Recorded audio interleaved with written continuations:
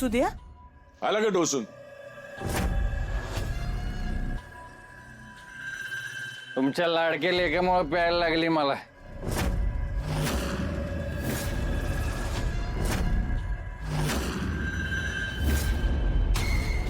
अप्पा, तुमचा लय विश्वास आहे ना त्या भामट्यावर? त्याला सांगा हे दारूचे लालच दाखवून ना मला इकत घेता येणार नाही.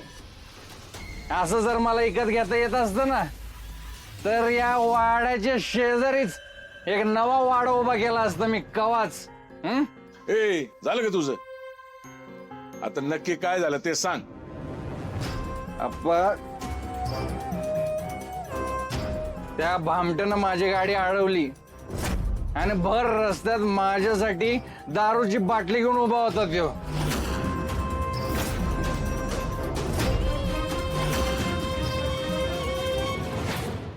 बाई ऐका आता चांगलंय की म्हणजे हा माझ्या लेकाला नादाला लावायचं चांगलं चाललंय.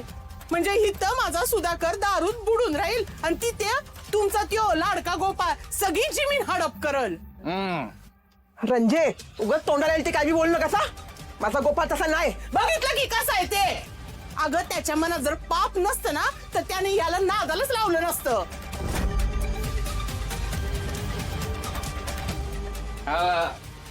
काय रे गोपाळ, यो काय म्हणतोय? तू याला दारू पाजली? होय अप्पा. लाज वाटते का तुला? वय म्हणतोय. हा? अरे इथं आम्ही याची दारू सोडवायला बघतोय आणि तू त्याला दारू पाजतोय रे. अहो तसं नाही आप्पा, मी काय मुद्दाम नाही पाजली. आपल्या घरातले किती वाद वाढले आहेत, ती बाहेर जाऊ नये, जामकरने याचा फायदा घेऊ नये म्हणून ह्याच्याशी बोलायला गेलो होतो. तर दादाने वाद करून काढले. हे तू वाद गेलास, मी नाही, कळलं का? त्या 2 एकर जमिनीवर शेती करायची नाही म्हणून तू हट्टाला पेटलेलास, मी नाही. अप्पा, ती 2 एकर कसायला नाही द्यायची म्हणून त्या बदल्यात यो पैसा देणार होता. काय झालं त्याचं?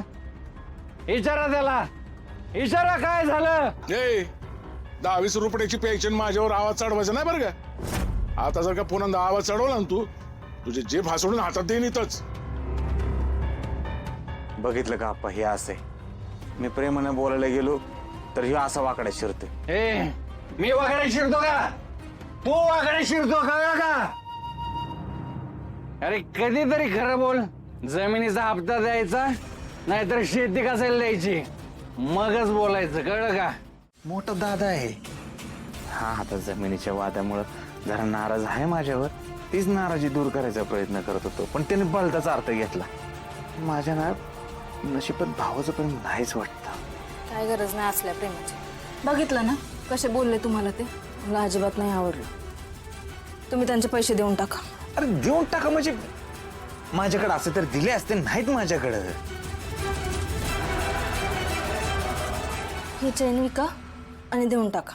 अहो ती नका लय विचार करू. घ्या चेन. अहो पण मी तुम्हाला प्रेमाने दिली होती ना, तुम्हाला ती आवडली होती.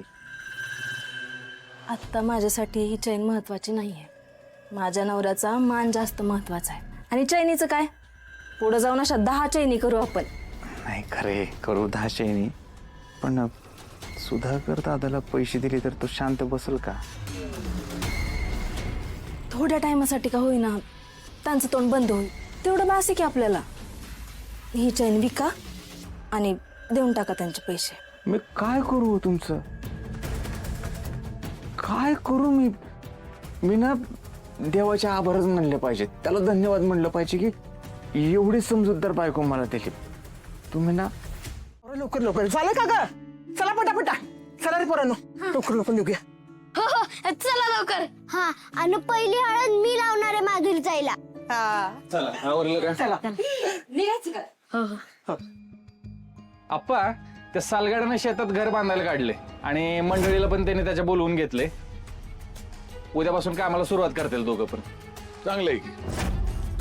आणि आप्पा, तो सगळी जमीन कसणार आहे. म्हणजे ती 2 एकर वगैरे सगळंच.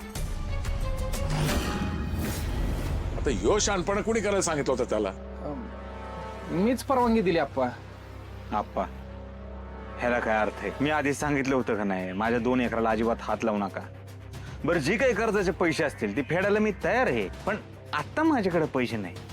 माझ्याकडे पैसे आले की लगेच देईल मी. दिल्यावर बघू. त्यावेळेस मग काम बंद करू. आप्पा बघितलं का काय चाललंय? गोपाळ, हे बघ, आता ही येळ आहे का त्या समजा विषयावर बोलायची? हे बघ, आपल्या माधुरीचं ना एवढं लगीन शांततेत पार पडू दे, मग बोलता येईल की या विषयावर आपण समधी. होय, सगळं खरं आहे, पण एकट्याने निर्णय घ्यायची काय गरज होती का? आप्पा हे बघा, मला याच्यावर अजिबात विश्वास नाही. अहो त्या जामकरांचा हप्ता थकलं तर ते आपल्या डोक्यावर बसतील.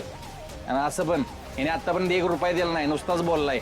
म्हणून मीच त्या सालगाड्याला सगळी शेती करायला सांगितली. बरं केलं सुद्या, एकदम बरं केलं. बाई आपण कशाला नुकसान सोसा नाही का? आओ सुधाकर किती करतोय ना घरासाठी, नाही का? आप्पा तुम्ही सांगा आता काय करायचं. हे बघ गोपाळ, मला सुद्याचं पटते आणि या विषयावर आपलं बोलणं झालेलं आहे. पुन्हा घरात वाद नको. चला, तुम्हाला जायचं ना समजा ना. चला निघा लवकर, चला. हा ए चला आवर. चला चला.